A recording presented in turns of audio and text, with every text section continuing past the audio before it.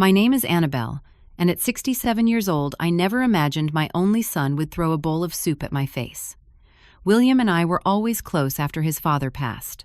Our Sunday dinners were sacred traditions, a way to maintain our bond despite his marriage to Heather 3 years ago.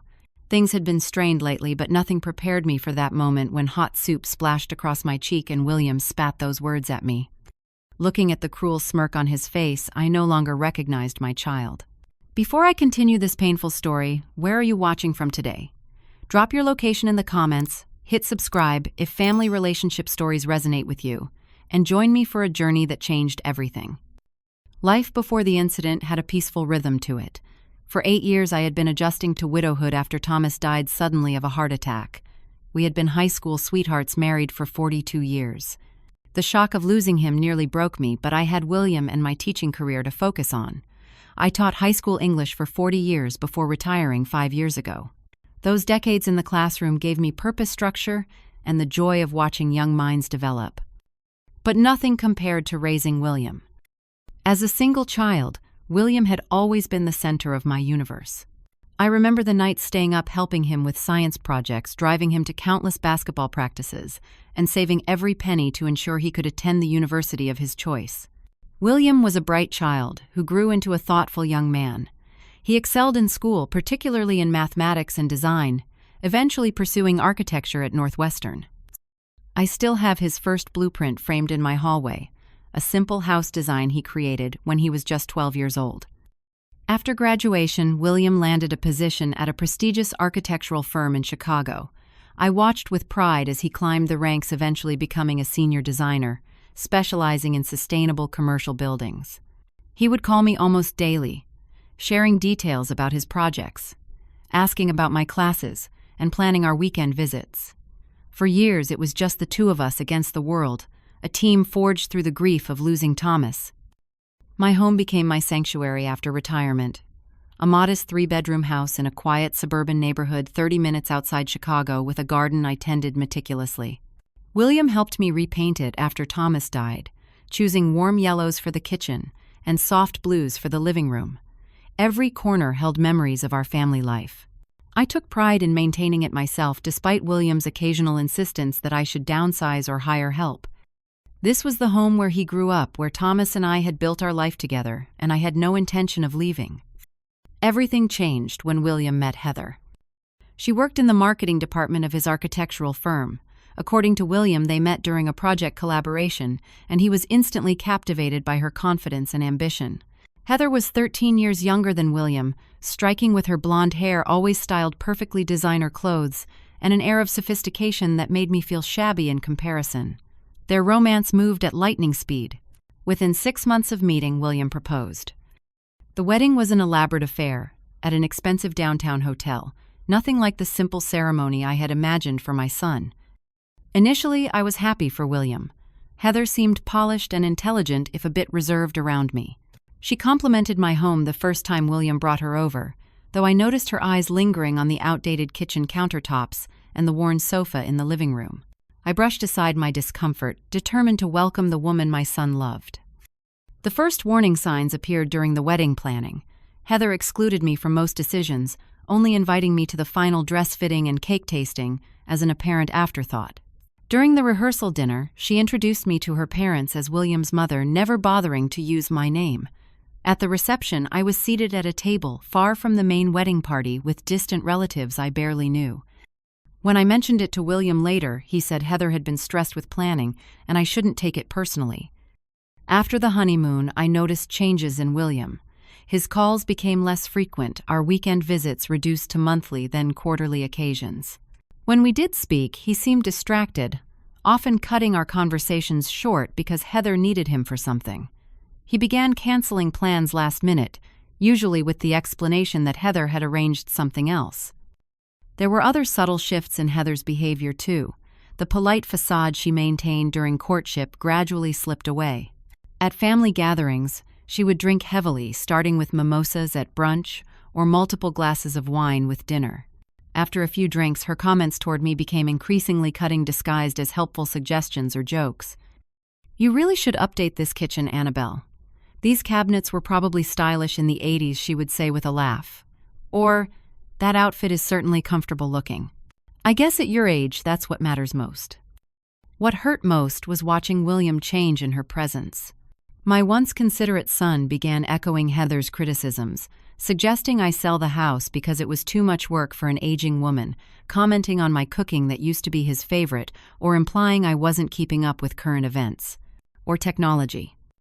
Despite these changes, I desperately wanted to maintain our family connection. 1 year ago, I suggested starting a Sunday dinner tradition. I thought regular gatherings might help rebuild the closeness William and I had lost.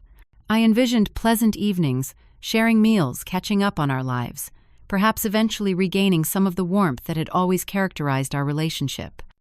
Those Sunday dinners quickly became a source of anxiety rather than joy. William and Heather were chronically late sometimes, arriving up to an hour after the agreed time with no apology. Heather would pick at her food or request alterations to dishes I'd spent hours preparing. William would scroll through his phone at the table, barely engaging in conversation, unless it was to correct something I said or agree with one of Heather's critiques. I found myself walking on eggshells in my own home, carefully planning menus to avoid Heather's complaints, censoring my stories to prevent William's dismissive sighs, and hiding personal items I feared might become targets for criticism. After they left, I would often sit alone in my kitchen wondering where I had gone wrong, how the son I raised with such care could treat me with such casual disregard. Yet I kept inviting them, kept trying, kept hoping that something would change. I was caught in the painful space between speaking up for myself and keeping the fragile peace. The fear of losing William entirely silenced my objections. Each Sunday, I would prepare the dining room table with my best dishes, cook William's favorite meals, and wait with a knot of anxiety tightening in my stomach. I just wanted my son back. The first truly heartbreaking incident happened on Mother's Day about 8 months ago. I had been looking forward to it for weeks, planning a special meal and even buying a new dress for the occasion. William had promised to arrive by 1 in the afternoon, giving us time for a leisurely lunch before visiting the botanical gardens, a tradition we'd maintained since he was in high school. I spent the entire morning preparing. I baked a lemon cake from scratch, William's childhood favorite, and prepared beef Wellington, a complex dish I rarely attempted, but knew he loved. The table was set with the good china Thomas, and I had received as wedding gifts, and fresh flowers brightened the center of the table. By 2:30 they hadn't arrived. My calls went to voicemail. The food was getting cold. At 3:15 I heard a car door slam followed by loud laughter. William and Heather stumbled in without knocking. Both were clearly tipsy, Heather more so. Her eyes were glassy, her designer blouse partially untucked. William had the overly controlled movements of someone trying to appear sober. "Sorry we're late," Mom, William said, without actual remorse in his voice. "We had brunch with Heather's family and lost track of time." The botanical gardens would be closing in less than 2 hours. My carefully planned day was already in shambles. Still, I forced a smile and ushered them to the dining room, quickly reheating the food I'd prepared. As I served the Wellington, Heather wrinkled her nose. "This is a bit overdone, isn't it?" she said, poking at the meat with her fork. "And so heavy for a spring day." My mother did a light quiche for brunch that was divine. William nodded in agreement. "Yeah, Mom, maybe next time something lighter, and this gravy is kind of lumpy." I felt a sharp pain in my chest. The gravy wasn't lumpy. The beef wasn't overdone. I'd prepared this meal countless times before, and William had always praised it. Now he was criticizing it to align with Heather, who was clearly comparing my cooking unfavorably to her mother's. I swallowed my hurt and offered dessert instead. The lemon cake at least brought a genuine smile to William's face, a brief glimpse of my real son beneath this strange, critical facade he had adopted. But the moment was short-lived. Heather announced she was too full for dessert, patting her flat stomach meaningfully, and William quickly changed his mind about having a slice. When I mentioned the botanical gardens, William checked his watch and announced they actually needed to leave soon for drinks with friends from work. There was no acknowledgement that this changed our plans, no apology for discarding a tradition we'd maintained for years. As I watched them drive away less than an hour after arriving, I sat on my front porch and allowed myself to cry. This wasn't just about a ruined Mother's Day. It was the first time I truly faced the possibility that I was losing my son to someone who seemed determined to separate him from his past, including me. That day marked the beginning of a growing pattern of disrespect that became impossible to ignore. William's phone calls once daily dwindled to weekly, then bi-weekly brief conversations. When I called him, he would often let it go to voicemail, returning my calls days later with transparent excuses about being busy at work. Our plans were canceled with increasing frequency and decreasing notice. A planned weekend visit would be reduced to a quick lunch, which might then be rescheduled or forgotten entirely. When I expressed disappointment, William would become defensive. "Mom, I have a life. I can't always be at your beck and call," he said during one particularly painful conversation. "You're being selfish, expecting so much of my time." The son who once called me daily to check in now made me feel demanding for wanting a weekly phone call. The young man who had helped me through the darkest period of my life after Thomas died now treated my emotional needs as burdens. I began withdrawing from my friends, embarrassed by what was happening with William. My bridge club noticed my frequent excuses for missing our weekly games. My fellow retired teachers commented on my distraction during our monthly lunches. I couldn't bear to admit that my only child, the person I had poured my heart and soul into raising now, treated me like an obligation rather than a beloved parent. The anxiety before each Sunday dinner grew more intense. I would spend days planning the perfect menu, cleaning the already clean house, rehearsing safe topics of conversation. During the dinners, my stomach remained knotted, my shoulders tense, as I anticipated the next critical comment or dismissive glance. After they left, I would analyze every interaction, wondering what I could have done differently, how I might have pleased them better. It was during this dark period that my oldest friend Patricia noticed what was happening. Patricia and I had taught at the same high school for 30 years, sharing carpools, lunch duties, and the intimate details of our lives. She had been William's honorary aunt, attending every school play and graduation. Unlike many of my other friends, Patricia had no qualms about speaking her mind. She witnessed William's rudeness firsthand at a community fundraiser. He had arrived without Heather, thankfully, but spent most of the evening checking his phone and sighing dramatically whenever I introduced him to former colleagues. When Patricia asked about his current projects, he gave terse, patronizing answers. After he left early, claiming a work emergency, Patricia turned to me with uncharacteristic seriousness. "Annie," she said, using the nickname only she was allowed to use, "this isn't right. The way William speaks to you, the way he dismisses you, it's not okay. You've noticed it too, haven't you?" I made excuses at first. Hess under a lot of pressure at work. Heather's family is very different from ours. They're still adjusting to marriage. The words sounded hollow even to my own ears. Patricia wasn't having it. "Listen to me," she said firmly. "You raised that boy better than this. Something has changed, and from what you've told me, it started with Heather. You're enabling behavior that would have horrified the William I knew." I became defensive, protecting William out of maternal instinct, despite my own misgivings. "You're exaggerating. Hes just busy. Every relationship has adjustments." Patricia looked at me with a mixture of compassion and frustration. "Annie, would you let one of your students speak to you the way William did tonight? Would you accept a friend treating you this way? Why are you accepting it from your son?" Her questions stayed with me, planting seeds of awareness I wasn't yet ready to nurture, but they were there waiting to grow. By the time Thanksgiving arrived, the Sunday dinner tradition had become a battleground of passive-aggressive comments and thinly veiled tensions.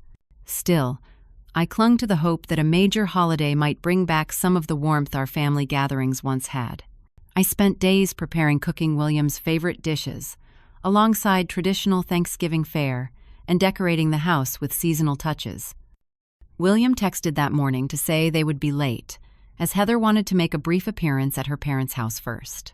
What was supposed to be a 3 o'clock dinner became a 6 o'clock one, the food repeatedly reheated until it lost both flavor and texture.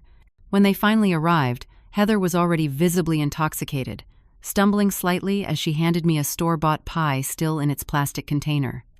The moment she entered the living room, she began critiquing my decorations. "These pilgrim figurines are so tacky, Annabelle," she said with a laugh that held no warmth. "And, honestly, those fall leaf garlands look like something from a dollar store." William, rather than defending me or at least changing the subject, joined in. "Yeah, Mom, maybe it's time to update some of this stuff. It looks like Grandma's house in here." I felt my face flush with embarrassment and hurt. The pilgrim figurines had been made by William in elementary school. The garlands were ones we had crafted together during a period when money was tight after Thomas lost his job temporarily. These weren't just decorations. They were memories, pieces of our shared history, that William was now mocking. Throughout dinner, the situation deteriorated further. Heather complained that the turkey was dry, the stuffing too bready, the gravy too salty. She drank 3 glasses of wine in quick succession, becoming louder and more critical with each one. William matched her glass for glass, his face flushing his criticisms, becoming less veiled. As I stood to clear the plates before dessert, I was shaking slightly from the emotional strain. A serving dish slipped from my hands, crashing to the floor. It was a simple accident, the kind that could happen to anyone, especially someone upset and tired.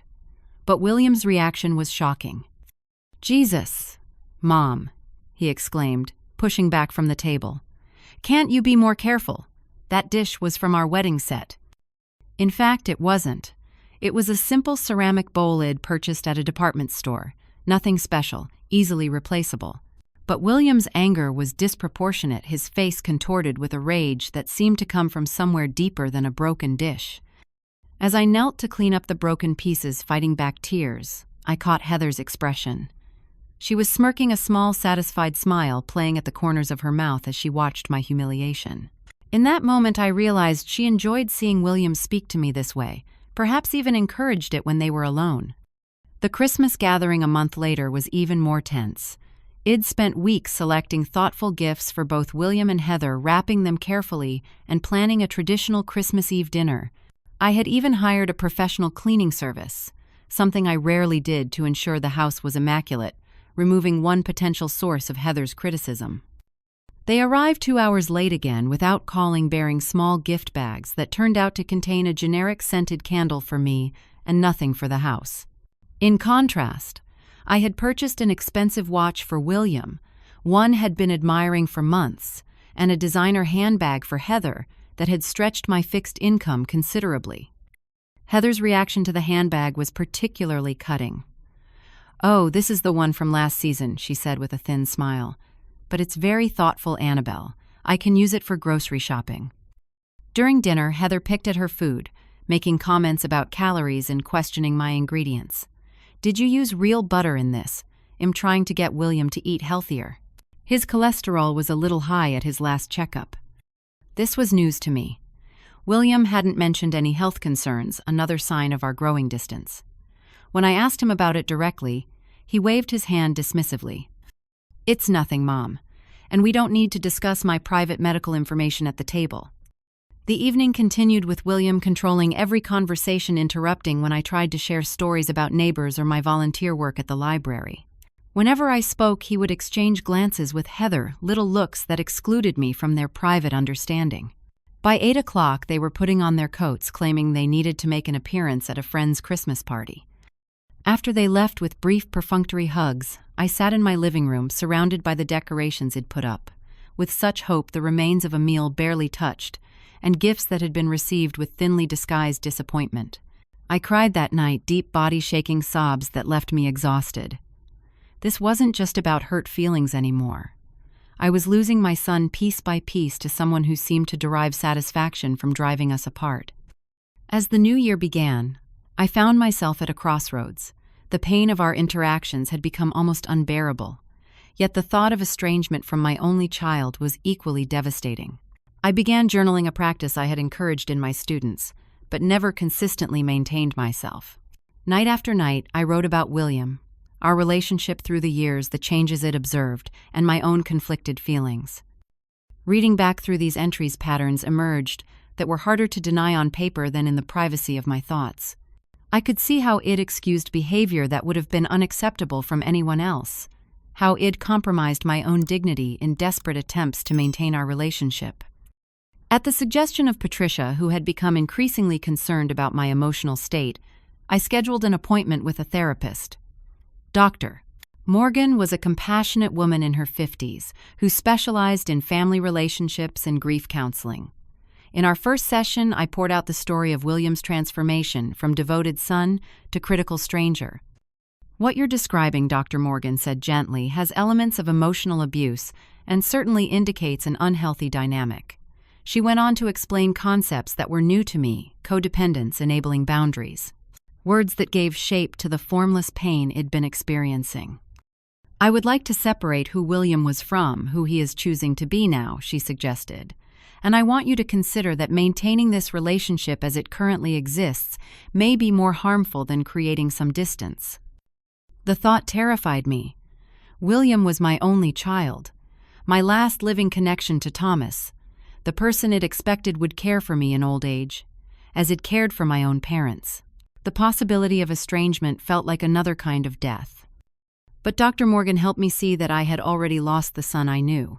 The man who now sat at my dinner table critiquing my home and dismissing my feelings was not the William I had raised. And my acceptance of his behavior wasn't helping either of us. You can't control William's choices, she said, but you can control your response to them. Setting boundaries isn't about punishing him. It's about protecting yourself and actually giving your relationship a chance to heal on healthier terms. As January turned to February, I made a New Year's resolution that was different from any I'd made before. This year, I would reclaim my sense of self-worth. I would set gentle but firm boundaries, and I would prepare myself for whatever consequences might follow. The process of rebuilding my confidence began slowly. With Dr. Morgan's encouragement, I reached out to former colleagues I'd lost touch with.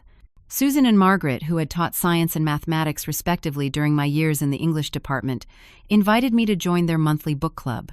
Our first meeting felt awkward, my social skills rusty from months of isolation, but by the second gathering, I found myself engaged in stimulating discussions about literature and life. I also joined the community garden club, something I'd always been interested in, but never pursued while focused on William's visits. Eleanor, the group's silver-haired, straight-talking president, took me under her wing, teaching me about native plants and sustainable gardening practices. Digging in the earth, nurturing growing things, brought a piece I'd been missing. On Dr. Morgan's recommendation, I began reading books about healthy relationships and setting boundaries. Titles like Codependent No More and When to Walk Away filled my nightstand, their pages dog-eared and highlighted. Each book reinforced what Dr. Morgan had been telling me, that my acceptance of William's behavior wasn't helping either of us. Our weekly therapy sessions became anchors in my schedule. Sometimes we focused on current issues, strategies for the upcoming Sunday dinner, or techniques for managing anxiety. Other times we delved into the past, examining how my own upbringing and my experience of losing Thomas had shaped my fears of abandonment and my willingness to accept mistreatment to maintain connection. As I reconnected with old interests and developed new ones, I felt parts of myself reawakening. I had been a respected educator, a woman with opinions and expertise, someone whose company others valued. That person had been submerged beneath the anxiety and pain of William's changing behavior, but she wasn't gone completely. With this growing strength came small attempts at boundary setting. When William called on a Thursday evening asking if I could help with his taxes by the weekend, something had left until the last minute. I took a deep breath and said no. "I'm sorry, William, but I already have plans this weekend," I told him, my voice steadier than I felt. "The book club I'm in has a special meeting and I've committed to attending." There was a pause then, William's voice tinged with surprise and irritation. "Since when are you in a book club? Can't you just skip it? This is important, Mom." In the past, I would have immediately canceled my plans, prioritizing William's last-minute request over my own commitments. This time, I held firm. "My plans are important too, William. I'd be happy to help with your taxes next week if you'd like." He hung up abruptly, and I spent the next hour fighting waves of guilt and anxiety. But I also felt something else, a quiet pride in having honored my own needs and commitments. The following Sunday dinner brought another opportunity for gentle boundary setting. Heather made a cutting remark about my haircut, suggesting it aged me. In the past, I would have smiled awkwardly or even apologized. This time, I looked her directly in the eye. "Actually, I like my hair this way," I said calmly. "My stylist, Lisa, is very talented, and several friends have complimented the new cut." Heather seemed momentarily taken aback by my response. William glanced between us, clearly uncomfortable with this deviation from the usual script where his wife criticized and I absorbed. "Mom, Heather was just trying to help," he said, with an edge to his voice. You don't have to be so sensitive." "I'm not being sensitive, William," I replied, just expressing my opinion as Heather expressed hers. The moment passed, the conversation moved on, but something had shifted subtly. I had stood my ground without anger or defensiveness, and while it hadn't changed their behavior, it had changed how I felt about myself in their presence. Another small victory came around their chronic lateness. After 6 consecutive Sunday dinners where they arrived at least an hour after the agreed time, I decided to try a different approach. "Dinner will be served at 5 o'clock, I told William over the phone during our weekly check-in. "If you and Heather arrive later, you can certainly heat up your plates, but I'll be eating at 5. "Mom, you know how busy we are," William protested. "Sometimes things come up. Can't you just be flexible?" I have been flexible, William, for many months now, but having food prepared and then sitting for hours waiting disrupts my day significantly. 5 o'clock is the time we've always agreed on, and that's when I'll be serving dinner from now on. True to my word, the following Sunday, when they arrived at 6:20, I had already eaten my portion. Their plates were in the warming drawer of the oven, easily accessible. William's face showed surprise and a flash of anger when he realized I had actually done what I said I would. "You couldn't wait for us?" he asked incredulously. "That's pretty rude, Mom." As we discussed on the phone, I served dinner at 5 as planned. I explained calmly, "Your plates are warmed and ready whenever you'd like them." Heather's eyes narrowed at this departure from the usual pattern of my accommodation. She and William exchanged glances, loaded with unspoken communication, the private language of their alliance against me. But they sat down to their reheated dinner, and remarkably for the next 2 Sunday dinners they arrived only 15 minutes late. These small boundaries produced mixed reactions in William. Sometimes he responded with surprise, as though encountering an aspect of my personality he'd forgotten existed. Other times there was anger, a sense of entitlement thwarted. Occasionally, very occasionally, there were glimpses of respect, fleeting moments when the son I knew seemed to look out from behind the stranger had become. Heather's response was more consistent and more concerning. Each boundary I established, however, gentle seemed to provoke a calculated escalation from her. If I declined to babysit their cat on short notice, she would make pointed references to other mothers who were more helpful. If I expressed a difference of opinion, she would exchange significant looks with William or make comments under her breath. Her hostility became less disguised, more overt, as if my emerging self-respect was a direct challenge to her authority. As my birthday approached in early March, I found myself both anticipating and dreading the upcoming dinner. I had invested extra effort in planning the menu, focusing on William's favorite dishes from childhood beef stroganoff, twice-baked potatoes, and chocolate layer cake. Despite the tensions of recent months, I held on to hope that my birthday might provide an opportunity for reconnection, a chance to recapture some of the warmth that had once characterized our relationship. I spent the days leading up to the dinner in careful preparation, not just of food, but of myself. Sessions with Dr. Morgan focused on strategies for maintaining boundaries while staying open to positive engagement. Conversations with Patricia helped me rehearse responses to potential provocations. Meditation and journaling gave me tools to manage the anxiety that still preceded every interaction with William and Heather.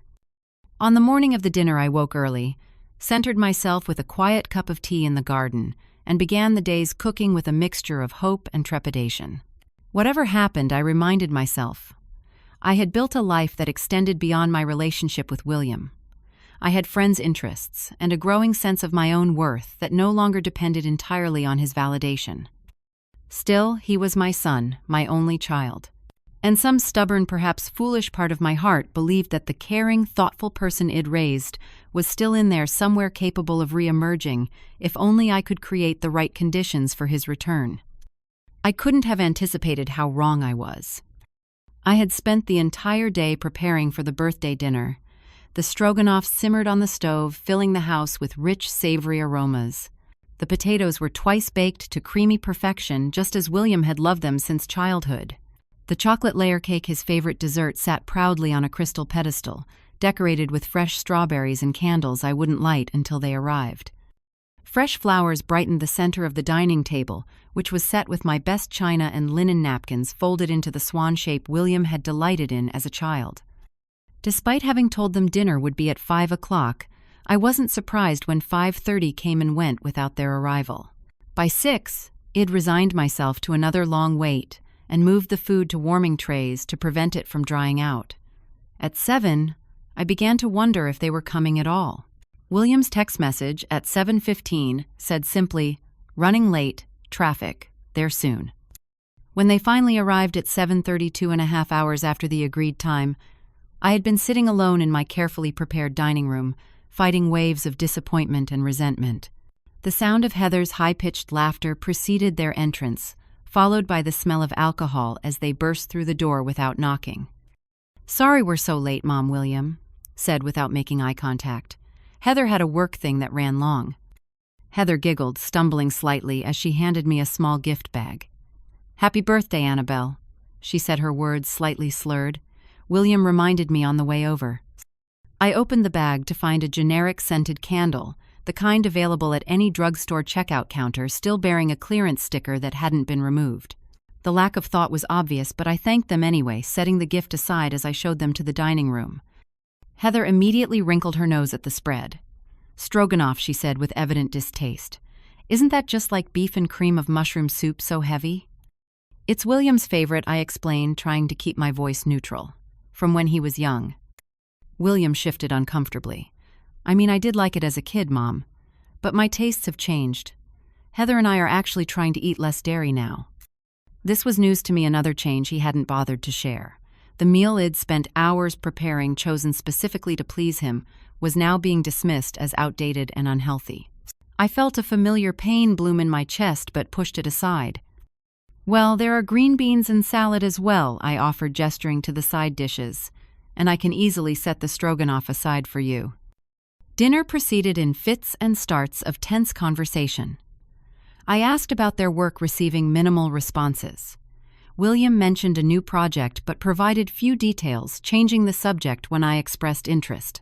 Heather dominated what conversation there was, talking at length about people I didn't know and social events I hadn't been invited to.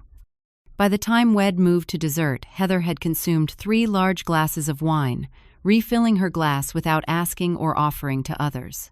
Her cheeks were flushed, her gestures becoming more expansive, her voice louder. William matched her glass for glass, his face also reddening, his comments to me growing more curt. I placed the chocolate cake on the table, mentioning that I'd used the recipe that had been William's favorite since his 10th birthday. He gave a non-committal nod while Heather eyed the cake suspiciously. "Store-bought frosting?" she asked, poking at the ganache topping with her fork. "No homemade chocolate ganache," I corrected gently. "Dark chocolate and cream." Heather pushed her plate away. "Too rich for me," she announced. "William, you shouldn't have too much either. Remember what Dr. Klein said about your cholesterol." As we finished dessert, with Heather dramatically refusing to eat the cake and William taking only a small piece despite it once being his favorite, I began to clear the dishes. Heather remained seated, scrolling through her phone, while William half-heartedly offered to help but remained in his chair. I returned with coffee, serving William first, then myself. As I moved to pour Heather's cup, she stopped me with a sharp snap of her fingers. "No coffee for me," she said, without looking up from her phone. "More wine instead." She pushed her empty glass toward me with another snap of her fingers, the gesture one would use to summon a waiter in a restaurant. I hesitated, noting her already intoxicated state and remembering Dr. Morgan's advice about enabling harmful behaviors. Gently, I placed the coffee pot down and addressed her directly. "Heather, I've noticed you've had quite a bit to drink already. Maybe some water instead," I suggested, keeping my tone kind but firm. Her head snapped up, eyes narrowing. "Are you keeping count of my drinks, Annabelle?" she asked, her voice taking on a dangerous edge. "Not at all," I said calmly. "I just care about both of you and want to make sure everyone gets home safely." William, who had been relatively quiet, suddenly intervened. "Mom, just pour her the wine," he said sharply. "Don't be difficult." I turned to my son, surprised by his tone. "William, I'm not being difficult. I'm just concerned. You both have to drive home and Heather has had quite a lot already." Heather leaned forward, her face flushed with more than just alcohol now. "Listen, Annabelle," she said, emphasizing my name as if it were a joke. "I am a grown woman. I know my limits better than you do. Now be a good hostess and pour the damn wine." I felt something shift inside me, a line being crossed. In my own home on my birthday, I was being spoken to as if I were a servant rather than a mother and hostess. I straightened my shoulders and spoke clearly. Heather, I understand you're a grown woman.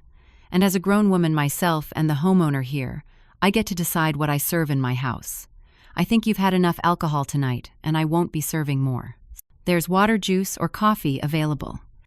There was a moment of stunned silence. Then William stood up so abruptly that his chair toppled backward, crashing to the floor. His face was contorted with an anger I'd never seen directed at me before. "Who do you think you are?" he shouted, his voice thundering in the small dining room. "If my wife wants wine, you pour her the wine. This isn't about safety. This is about you trying to control everything as usual." I stared at him, this stranger, wearing my son's face, unable to recognize the person I'd raised in the man now looming over me. Before I could respond, he grabbed the soup bowl in front of him, the beautiful hand-painted bowl that had been a gift from Thomas on our 25th anniversary. For a suspended moment, I didn't understand what was happening. Then William drew his arm back and hurled the bowl directly at me. There wasn't time to duck or move aside. The bowl struck me on the cheekbone and shoulder before shattering against the wall behind me. Hot soup splashed across my face, shoulder, and chest, the impact causing me to stumble backward. The pain was immediate, both physical and emotional. I felt warm liquid on my face and wasn't sure if it was soup or blood. My ears rang from the impact and shock. But worst of all was the expression on William's face. Not horror at what had done, not the immediate remorse you'd expect from someone who'd just physically attacked their mother. Instead, there was a cold satisfaction in his eyes, a cruel twist to his mouth I'd never seen before. In the terrible silence that followed, William spoke words that would forever change our relationship. "Servants should obey," he said in a low, deliberate voice. "Maybe next time you'll remember your place." Beside him, Heather made no attempt to hide her smirk of satisfaction.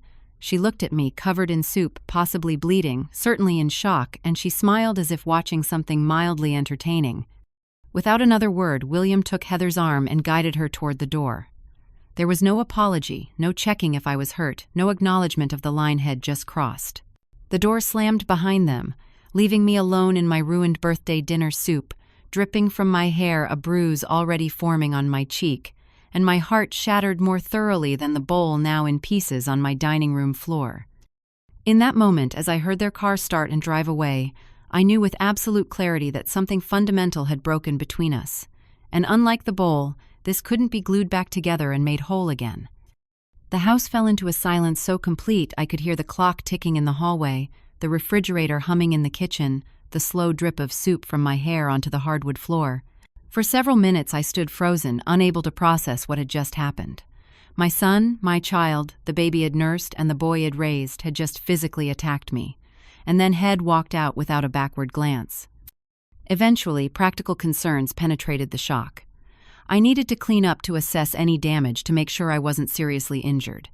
Moving stiffly, I went to the bathroom and looked in the mirror.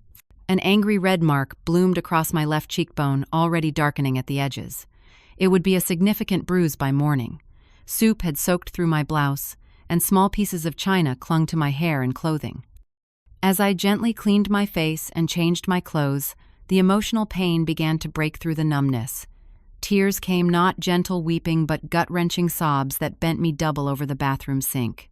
This wasn't just about a ruined birthday or a physical injury. This was about the death of a relationship I'd treasured, the final transformation of my beloved son into someone I no longer recognized. When I could breathe normally again, I returned to the dining room and began mechanically cleaning up the mess. I picked up pieces of the shattered bowl, wiping soup from the wall and floor, my movements automatic, while my mind struggled to make sense of the evening's events. The bowl had been irreplaceable, a gift from Thomas that had survived decades of use. Now it was gone, like so much else I had valued. Once the visible evidence of the attack was cleaned away, I sat at my kitchen table and called Patricia. It was after 10, but I knew she would answer. When she heard my voice cracking with emotion despite my efforts at control, she didn't hesitate. "I'm coming over," she said firmly. "Don't move." 20 minutes later, Patricia was at my door, still wearing the pajamas she'd thrown a coat over. When she saw my face, her expression shifted from concern to barely contained fury. "He did this to you?" she asked gently, touching the edge of the bruise. "William did this." I nodded, unable to speak through the fresh tears that came at her kindness. Patricia guided me to the couch, made tea neither of us would drink, and listened as I recounted the evening's events. When I finished, she was silent for a long moment, her face grave. "Annie," she finally said, "what William did was assault. It's a crime.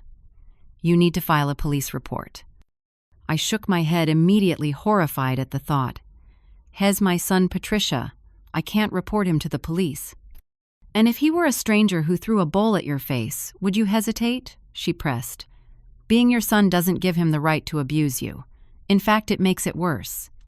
We went back and forth, Patricia, insisting that I needed documentation of the incident, me resistant to taking a step that felt like the ultimate betrayal.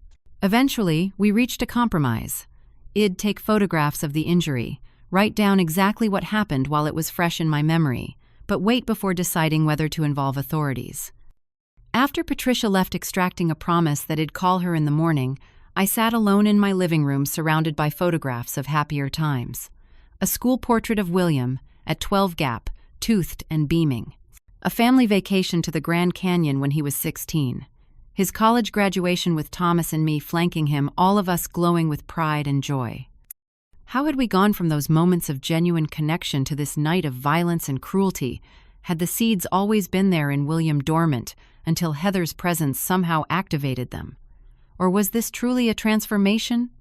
A good man, changed by a toxic relationship and his own unaddressed issues. I pulled out photo albums I hadn't looked through in years, tracing William's development from innocent baby to the man who had just assaulted me. There were no obvious warning signs, no childhood cruelty to animals or bullying behaviors that might have predicted this capacity for violence. He had been a sensitive child, sometimes quick to frustration, but just as quick to apologize. Thomas and I had raised him with boundaries and consequences, but also with unconditional love and respect. Yet somewhere along the way, something had gone terribly wrong. Perhaps in my grief after Thomas died, I'd failed to maintain the boundaries that had structured our family life. Perhaps it enabled William's increasing self-centeredness out of fear of losing him too. Whatever the cause, I could now see with painful clarity that our relationship had been deteriorating long before Heather appeared. She hadn't created the problem, she'd merely accelerated and exploited it. As the night deepened, I found myself facing truths I had been avoiding for months, perhaps years.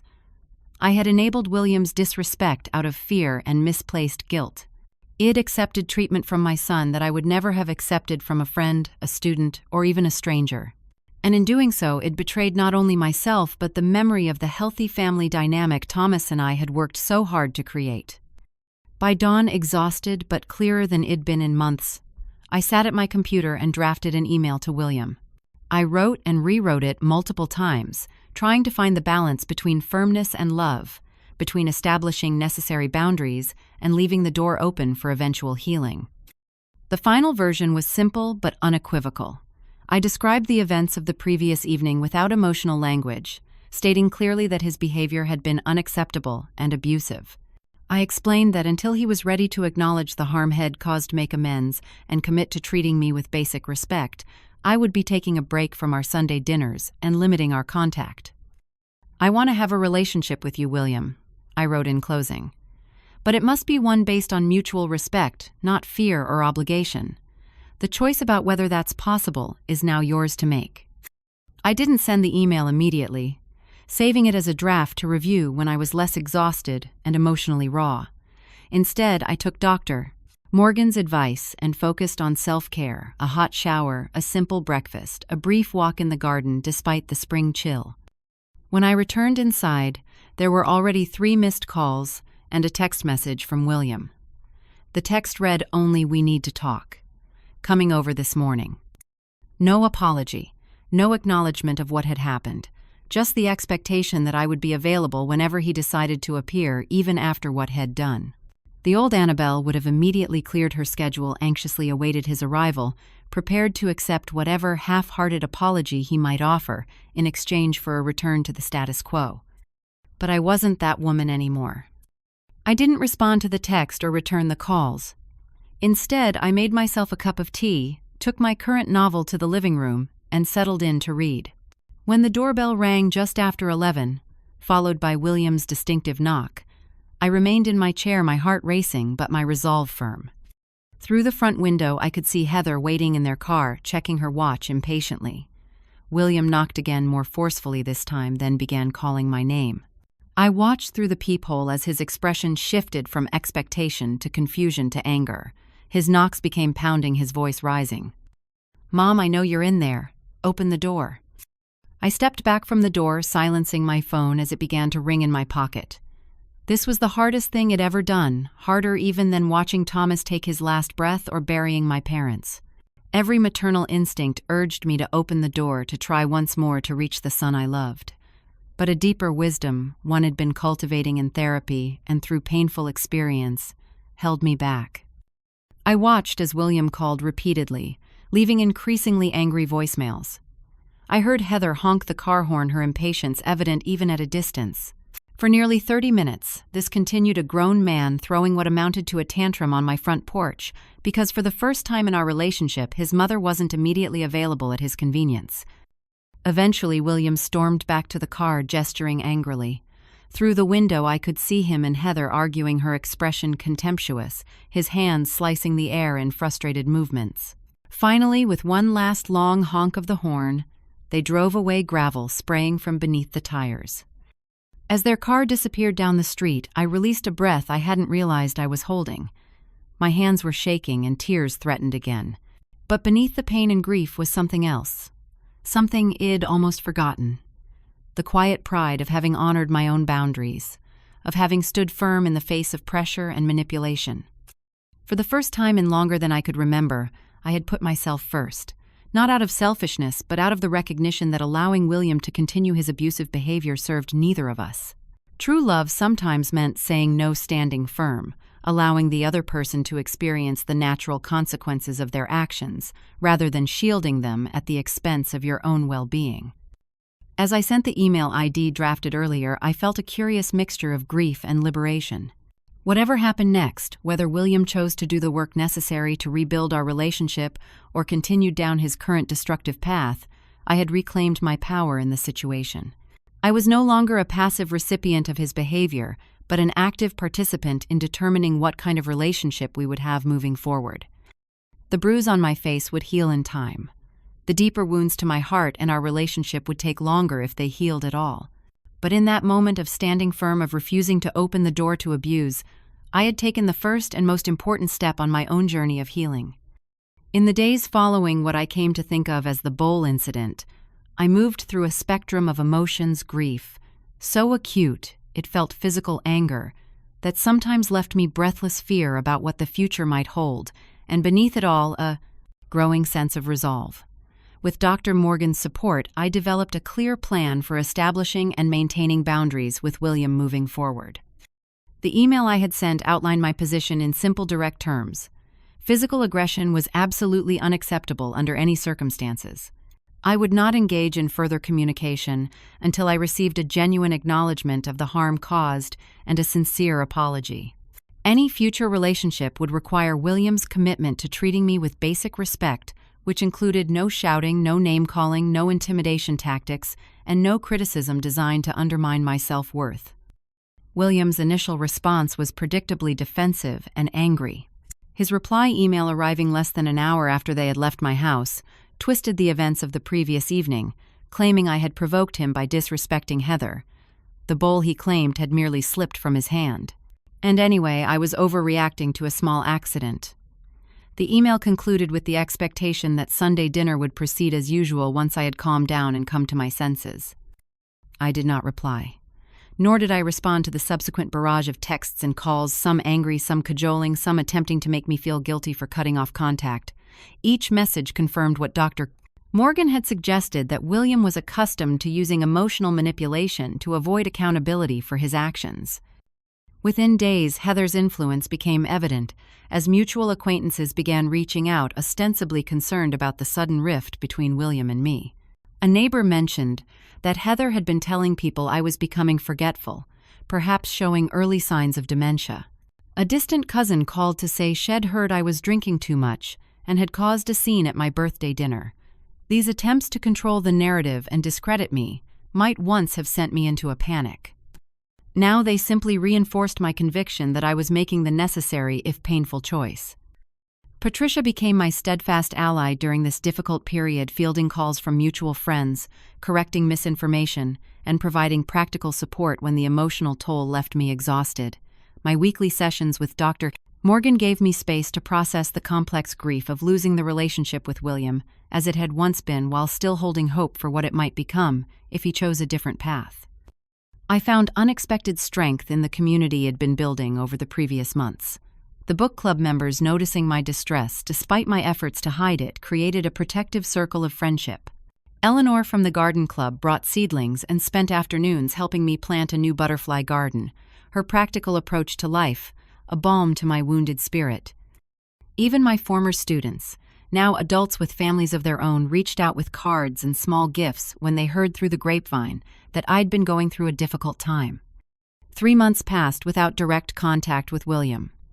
I maintained the boundary it established, not out of punishment but out of self-protection, and the hope that with time and space he might gain perspective on his behavior.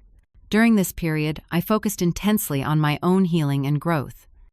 With Dr. Morgan's encouragement, I joined a support group for family members affected by alcoholism and addiction. Though William had never shown signs of substance abuse, Heather's drinking was clearly problematic, and the dynamics in such relationships often affected the entire family system. In the church basement where the group met weekly, I found people whose stories echoed aspects of my own parents, whose adult children had become unrecognizable spouses, trying to establish boundaries with addicted partners, siblings, navigating the complicated terrain of supporting without enabling. I also began volunteering at a local women's shelter, using my teaching background to help residents with job applications and resume writing. Working with women had experienced far more severe abuse than I had provided both perspective and purpose. Their courage in rebuilding their lives inspired me to continue my own journey of reclaiming personal power and establishing healthy boundaries. At home, I undertook the project of redecorating spaces that held painful memories. The dining room where the assault had occurred was repainted in a warm terracotta. The furniture rearranged, new artwork hung on freshly painted walls. I didn't want to erase what had happened, but I did want to reclaim the space as my own, free from the shadow of that terrible evening. As spring deepened into summer, I found myself sleeping better, laughing more easily, engaging more fully with friends and activities. The possibility that William might never choose to repair our relationship remained painful, but it no longer dominated my thoughts or defined my days. I was building a life that was rich and meaningful regardless of his choices. Then, on a warm June morning, nearly 4 months after the bowl incident, a letter arrived in my mailbox. No email, no text, no phone call, a handwritten letter on heavy stationery addressed in William's familiar handwriting. I took it to the garden bench Thomas had built decades earlier, and with trembling hands opened the envelope. The letter began without preamble. I threw a bowl at you. I hurt you. I spoke cruelly to you. There is no justification for my behavior, and I am profoundly sorry. He went on to explain, without excusing the circumstances that had contributed to his behavior. He and Heather had been having significant marital problems for over a year. Her drinking had worsened, as had his own dependency on alcohol to cope with stress. The night of my birthday, they had been arguing before arriving at my house, and both had been drinking heavily. None of this, he emphasized, justified his actions, but he wanted me to understand the context. The most significant part of the letter came near the end. William had begun attending Alcoholics Anonymous meetings and seeing a therapist who specialized in anger management and family dynamics. He and Heather had separated 2 months earlier, a decision he now recognized had been necessary for his own well-being. He was living temporarily with a colleague while sorting out next steps. "If you're willing," he wrote, "I'd like to meet in person to apologize properly and discuss whether there's a path forward for our relationship. I will understand completely if you're not ready or if you decide that the damage I've caused is too great to repair. Either way, I want you to know that I'm committed to addressing my issues and becoming someone worthy of being called your son again." The letter was signed simply, "With love and deepest regrets, William." I read it 3 times, emotions washing through me in waves. There was relief that he had finally acknowledged his behavior without deflection or excuses. There was cautious hope at the signs he was taking concrete steps to address underlying issues. But there was also justified wariness, an understanding that words, while necessary, were not sufficient to rebuild trust after what had happened. I shared the letter with Dr. Morgan at our next session, seeking her perspective on William's apparent change of heart and how I might proceed with appropriate caution. This letter shows promising signs of accountability, she acknowledged. But real change happens over time, not in a single moment of clarity. If you're considering re-establishing contact, I'd suggest doing so gradually in a controlled environment with clear boundaries in place. Together, we developed a plan. I would respond to William's letter expressing appreciation for his acknowledgement and apology. I would agree to a meeting, but with conditions in a public place for a limited time, and with the understanding that this was a preliminary conversation, not an immediate return to our previous relationship. The cafe we chose was neutral territory, a place neither of us had visited before. I arrived early, selecting a table near the window where the summer light streamed in, providing both literal and metaphorical illumination for this difficult conversation. When William entered, I was struck by how much he had changed in just 4 months. He'd lost weight, and there was a subdued quality to his movements, a humility in his posture I'd never seen before. The bruise on my face had long since faded, but as he approached, his eyes filled with tears at the memory of what he had done. He sat down carefully, as if afraid to disturb the fragile possibility of reconciliation between us. "Thank you for agreeing to see me," he began, his voice steady, despite the emotion evident in his expression. "I know I haven't earned it."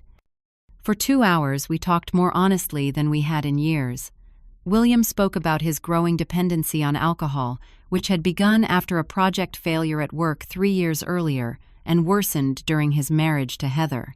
He described a pattern of mutual escalation in their relationship, where her drinking triggered his, and both became increasingly volatile. He acknowledged using me as a scapegoat for his frustrations, aligning with Heather against me, as a way of avoiding confronting the real issues in their marriage. Most importantly, he took full, unequivocal responsibility for his own actions. There was no blame shifting, no subtle suggestions that I had somehow provoked or deserved his treatment. He named his behavior for what it had been: abusive and unacceptable, and expressed genuine remorse for the pain he'd caused. I listened, asked questions when necessary, and shared my own experience of how his behavior had affected me. It was a difficult conversation, painful in many moments, but also healing in its honesty.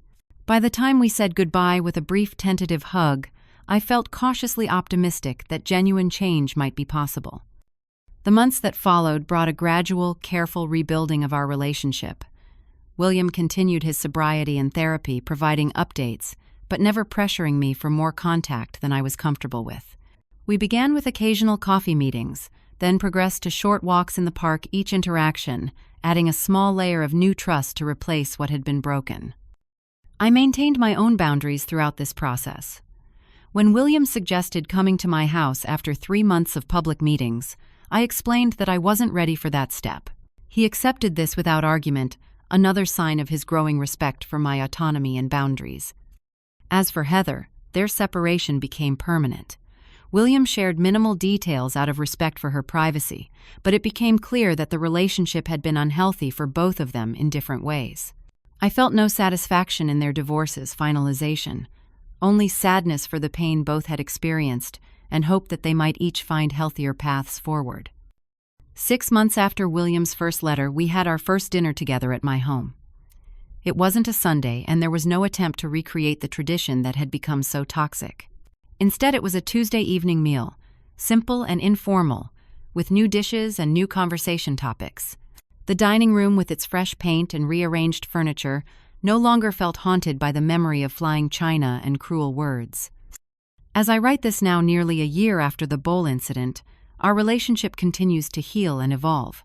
William has maintained his sobriety, continued his therapy, and recently started a new position at a smaller, less pressure-driven architectural firm. He's dating again cautiously, a woman he met through a hiking club who seems to bring out his gentler qualities. Our relationship will never be exactly what it was before. Too much has happened, too many words have been spoken, too many lines crossed to simply return to the past. But in many ways, what we're building now is healthier than what we had before a relationship, based on mutual respect, rather than dependency and fear. The most important lesson I've learned through this painful journey is that true love doesn't require accepting mistreatment. Sometimes the most loving thing we can do for ourselves and others is to establish firm boundaries, even when doing so causes temporary pain. By refusing to continue in an abusive dynamic, I not only protected myself, but also created the conditions that ultimately allowed William to recognize and address his own destructive patterns. For those of you watching who might be in similar situations with adult children or other loved ones, I want to offer this hard-won wisdom. You cannot control another person's choices, but you can control your response to them. You deserve basic respect and safety in all your relationships, including family ones. And setting boundaries isn't selfish, it's necessary for genuine love to flourish. Have you ever had to establish difficult boundaries with family members? How did you handle it? Share your experiences in the comments below. And if this story resonated with you, please like, subscribe, and share it with someone who might need to hear that standing firm in the face of mistreatment is not just possible, but sometimes necessary for healing to begin. Thank you for listening to my story, and remember that it's never too late to reclaim your dignity and self-respect.